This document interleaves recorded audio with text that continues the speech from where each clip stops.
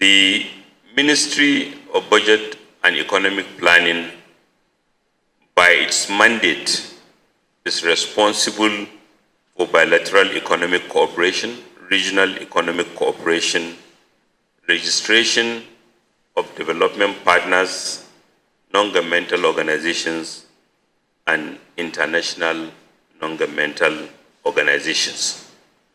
It works closely with all other ministries.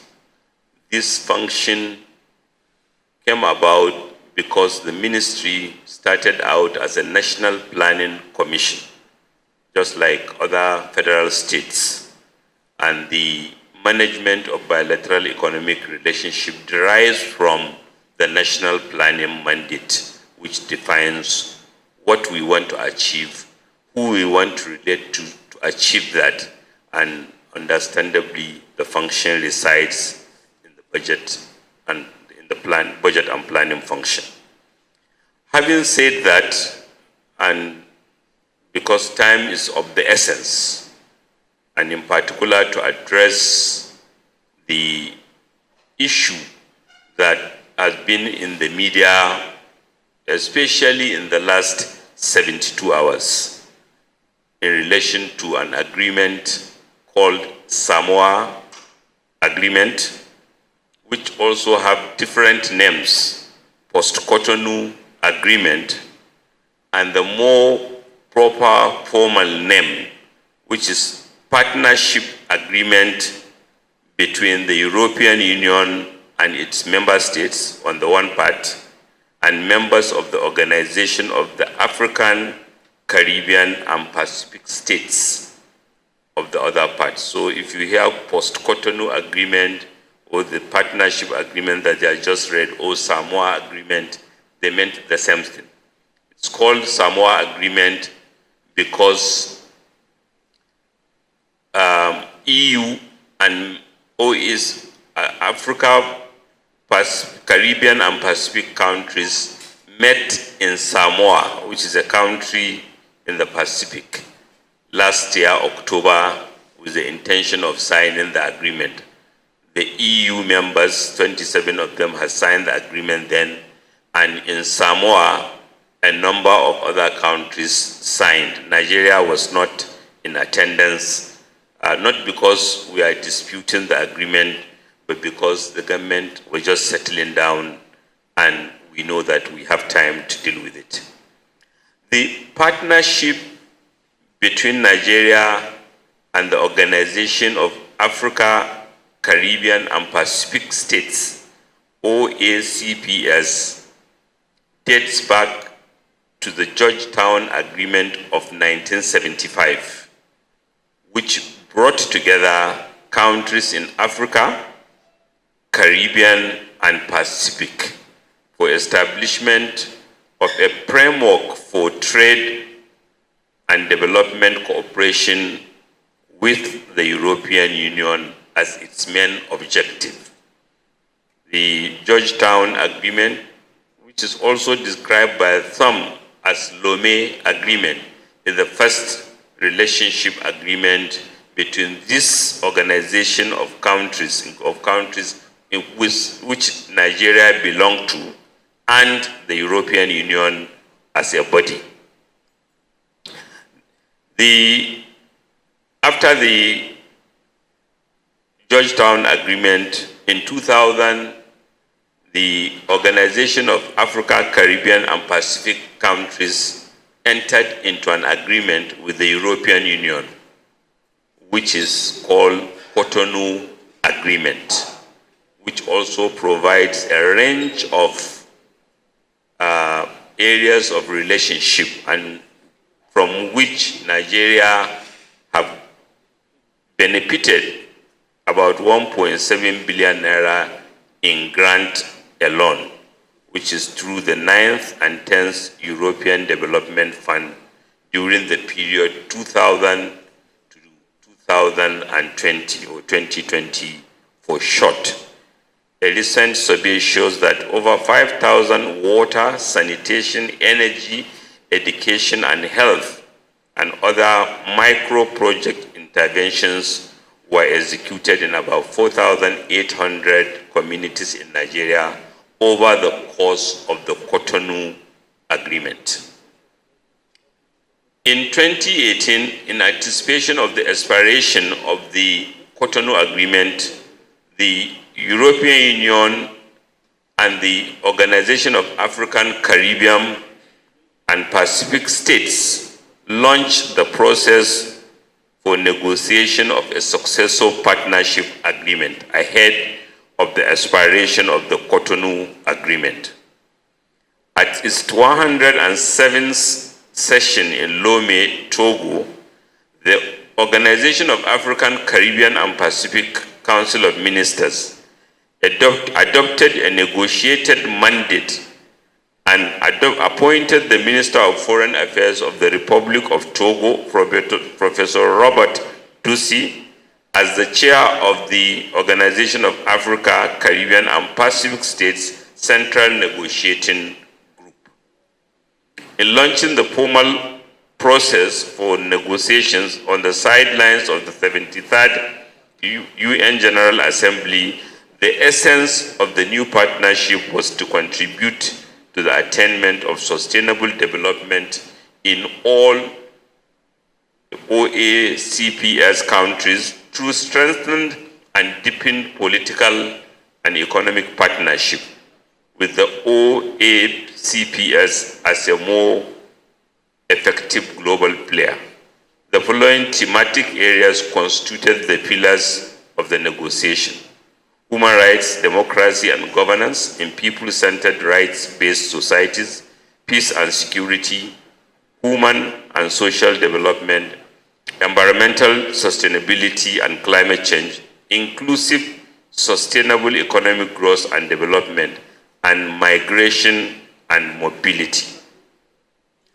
The finalized text for a new partnership agreement between the OACPS and the EU was initialed on 15th April 2021, comprising of a common foundational compact and 3 regional protocols, namely Africa EU, Caribbean EU, and Pacific EU regional protocols, with each regional protocol addressing the peculiar issues of the regions. The negotiations and outcomes of the agreement were largely based on universally accepted international laws, conventions, treaties applicable to the parties, while recognizing the supremacy of the constitutions of the constituent countries and local laws. The Federal Ministry of Budget and Economic Planning, in close collaboration with the Ministry of Foreign Affairs and Federal Ministry of Justice, duly followed up through an interministerial committee on the negotiation of the Samoa Agreement since September 2018, and confirms that that outcome is in line with the global conventions which Nigeria subscribes to and relevant for advancement of multilateralism, to Constitution of the Federal Republic of Nigeria and our laws and measures for deepening the developmental cooperation with EU and OACPS. In addition, our national development blueprints, the views of stakeholders for national positions on issues in the negotiation process were harvested through the following notable engagements: interministerial meeting on the Nigeria ACP-EU partnership on Wednesday, 28 March 2018, sensitization workshop on negotiation of the OACPS EU post-Cotonou agreement on 17th to 19th September 2018, interministerial meeting on the draft evolving text of the post-Cotonou agreement on 30th to 1st December 2020, as well as several interministerial meetings between budget and economic planning, foreign affairs Federal Ministry of Justice, as well as a seminar on the new framework and instrument of the cooperation held at the Ritz Continental Hotel in Abuja, Friday, 8th March 2024. Signing of the post-Cotonou partnership agreement, which, like I said earlier, is called Samoa agreement because it was signed in Samoa, or the full name partnership agreement between European Union and its member states. At the event for signing of the new partnership agreement in Apia, Samoa, on 15th November 2023, 47 out of the 79 Organization of African, Caribbean, and Pacific countries endorsed the agreement. Ahead of the 30th June 2024 deadline for the parties, Nigeria signed the agreement on Friday, 28th June 2024 at the Organization for Africa, Caribbean, and Pacific Secretariat in Brussels, Belgium, after the last consultative meetings. After the last consultative meeting, Nigeria's endorsement was accompanied with a statement of declaration, which is provided for in the agreement, clarifying and understanding the context of the agreement. The Samoa agreement, the post-Cotonou agreement, or the partnership agreement is a vital legal framework for cooperation between the OACPS and the European Union, with the aim of promoting sustainable development, fighting climate change and its effect, generating investment opportunities, and fostering collaboration among OACPS member states at the international stage. The EU and all its 27 member states signed the Samoa Agreement on 15th November 2023. Out of the 79 members of the Organization of Africa, Caribbean, and Pacific states, 74 have signed before the deadline of June 30th, 2024. The Organization of Africa, Caribbean, and Pacific members that are yet to sign are Equatorial Guinea, Cuba, Trinidad and Tobago, and Nauru and Tuvalu in the Pacific. The agreement is one of several cooperation agreements that Nigeria signed with different countries. And also, even with the EU, in addition to this framework agreement, we sign a number of agreements before implementing any articles. The Samoa Agreement contains 103 foundational articles and then 79 other articles in the Africa Regional Protocol. The reviews conducted by the Ministries of Budget and Economic Planning, Foreign Affairs, and Justice confirms that none of those articles, which are the 103 foundational and 79 African region-specific protocol, none of them offends our constitution or laws. There is nowhere in those documents where LGBTQ is mentioned, even in passing. There is no article which can be construed in our laws to mean acquiescing, approving, supporting LGBTQ rights. Furthermore, the declaration that we signed along with the agreement clarified our position, not because we are in any doubt, but it clarified our position in regards to other areas, particularly in fossil fuels, because, for example, the EU in moving towards cleaner energy, we were careful in stating that we are a country blessed with oil and gas. So So to the extent that that agreement which we sign can be misconstrued as limiting our investment or further development of gas, that is incorrect. And anything that we sign within that agreement, in our interpretation, it must be in tandem with our constitution and laws. And to the extent that it is not, it is null and void. The relationship between EU and Nigeria is growing. Our president had met President Bola Ahmed Tinubu, had met with a number of EU leaders, and they have expressed support for the commendable, bold reforms he has undertaken. The German President, Chancellor, was in Nigeria. Mr. President has been to France. He has met with Netherlands. He has met with Denmark leadership. We have had high-profile visits by EU commissioners, members of EU Parliament, and in appreciation of the Nigeria that President Asiwaju Bola Ahmed Tinubu is building. President Asiwaju Bola Ahmed Tinubu is unapologetic in his respect for Nigeria's constitution and sovereignty. He respects Nigeria's diversity, Muslims and Christians. He appreciates Nigerian sensitivities.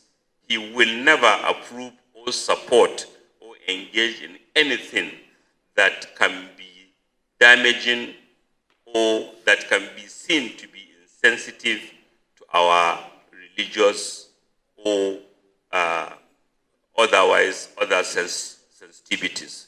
The agreement which Nigeria have signed is to foster cooperation in the different areas which are diverse, and today we are sharing with the media copies of what Nigeria had signed so that you can look at it freely, independently, and I'm sure you will come to the same view as we. In the last few days, the hard-working men and women of the ministry and other employees of government have been inundated by messages from concerned Nigerians to clarify the positions of the, particularly which was amplified by the Daily Trust story. There is no $150 billion loan amount in the agreement. Nigeria is not negotiating, neither has it been offered $150 billion or euro loan by Europe or any country in the world. All the articles of the agreement, we will provide documents to provide further what they mean. And last but not the least, we have to appreciate the interests of Nigerians, particularly well-meaning Nigerians that have reached out seeking to establish the truth. We are even a bit disappointed that some of the media outfit, even when we provided them with information to show theirs that what they said is incorrect, have been hesitant, as far as I know, in issuing, in correcting and therefore misinforming. Not surprisingly, many people who ordinarily believe in these media houses have tended to rely on what the media outfits have said to make comments, which is regrettable. I want to assure Nigerians, Asiwaju Bola Ahmed Tinubu's government, and certainly in his directive to the ministry, did not authorize anything that is hurtful to our constitution, law, or sensitivities. We have not signed in the numerous cooperation agreements we have with different countries US, through USAID, Japan, Korea, Asia, Latin America, and European countries. We have not signed anything that can undermine our constitution or laws, or have acquiesced to or agreed to any clause that is insensitive to our highly valued, revered religious values. Thank you.